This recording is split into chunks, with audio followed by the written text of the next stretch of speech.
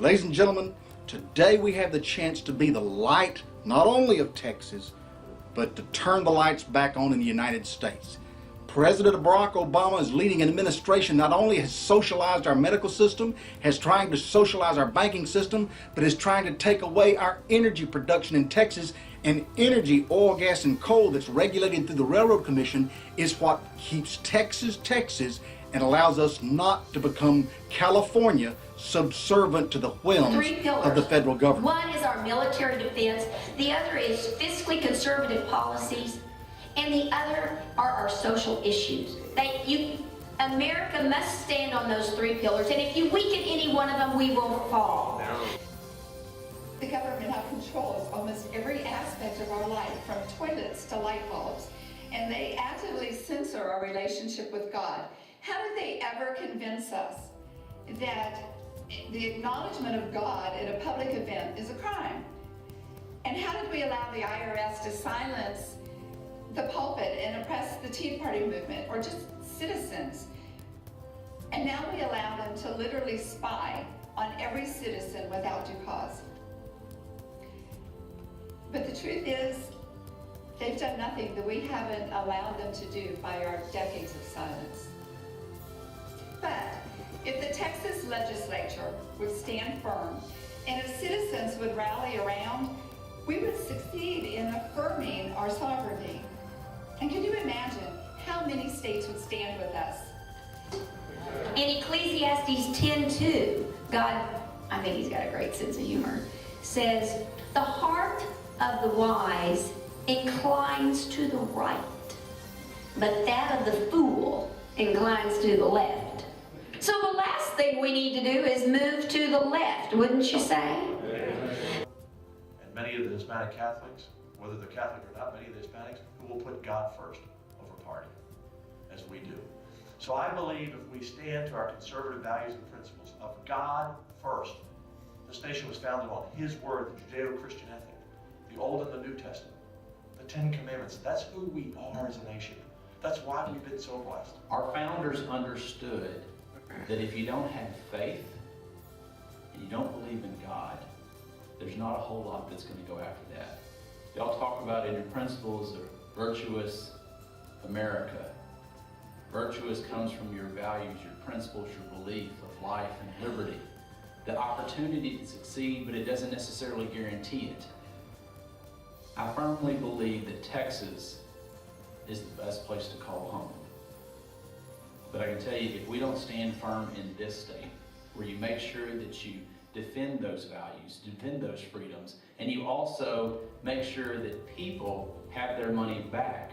Somebody said, as your next Texas comptroller, you're the accountant, you're the person who's the treasurer, you tell the legislature how much money there is, you're the individual also that collects your taxes. Who in the world wants to be a tax collector? But I'm standing here running for that job.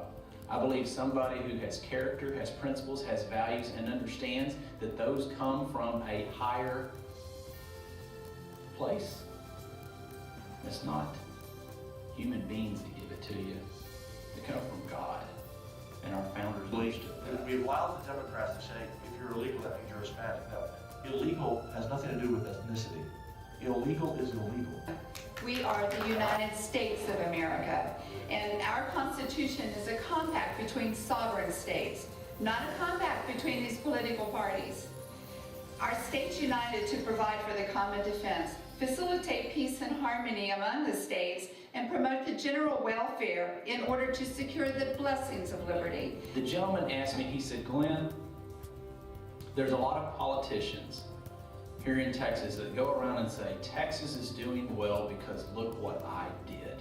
Look what I did. And my question to you is, do they deserve that credit? And I said, the credit rests with the men and women of the state of Texas.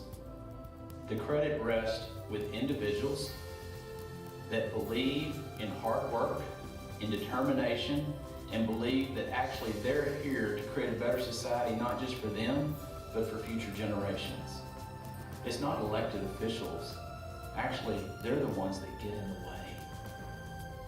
They're the ones that'll stand in front of you and prevent you from having that opportunity. We talk about how Texas is great, and it's due to the people of Texas that we lead the nation in job creation, job growth, and experience. But it's not because of the government, it's not because of our legislators, it's because of the people. And the most important natural resource we have, it's not oil and gas, it's not grass or cotton or wool, tobacco, it's our Texas youth. And if we don't become more involved in riling up our youth and showing them that they are going to carry the gauntlet and they're going to lead the future, that's exactly how this state will fall, and that's how the rest of the nation As is though falling. Texas is doing pretty well, and it's your money. It's not the state's money, it's your money. It's the taxpayers' money. So why don't we give you some of your money back? We constitutionally minded Texas must be relentless in our opposition to the progressive movement and the corrupt cronyism, even if it means that we have to run for office ourselves and challenge them in the State House. This means getting rid of our own career politicians. They failed the heart of Texas, and that's through their complicity and their compromise and their contempt. The fact that if we don't take Texas back in this election, then we may lose these United States. And folks, that will be on our conscience. The work is ours. The other side, when they're in power, they're relentless. We have to learn to be respectful, but we have to learn as conservatives to be relentless. Otherwise, we will lose the battle. Stand for God, stand for conservative principles, stand for the Constitution, stand shoulder to shoulder with each other. It took years of gas lines, inflation at 24%, jobs going away, to produce from Jimmy Carter, sitting at the White House before a fireplace, telling us that life would never be the same in these United States, that our children would have to get used to less in this country. And it took Jimmy Carter to give us Ronald Reagan, and the greatest expansion and thrust of an economy, destruction of the Soviet Union and communism under Ronald Reagan. But it took Jimmy Carter. Folks, we have that opportunity now. The work is ours. I would encourage you to join Dean Wright and his organization to come together around these 10 conservative challengers across Texas and make sure all of the candidates that are holding up the cause and willing to fight and stand for Texas, for God, country, and our families, and to make Texas the beaming light that saves the nation.